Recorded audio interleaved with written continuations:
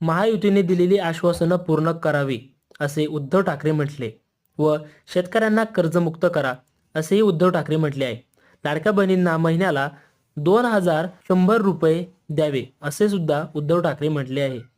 हे का म्हटले आहे का सरकार येण्या अगोदर देवेंद्र फडणवीस व एकनाथ शिंदे यांनी त्यांच्या भाषणामध्ये हे निर्णय अगोदरच घेतले होते.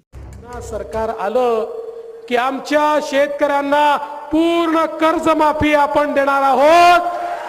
शेतकऱ्यांचा 7/12 करूया कोरा कोरा कोरा कोरा 7/12 शेतकऱ्यांचा करण्याचा निर्णय आपल्या सरकारने घेतलेला आहे.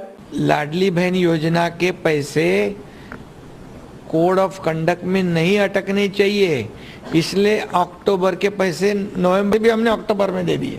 टेस्ट को रिजल्ट है, उसके बाद इसी नवंबर में हम दिसंबर के पैसे देंगे.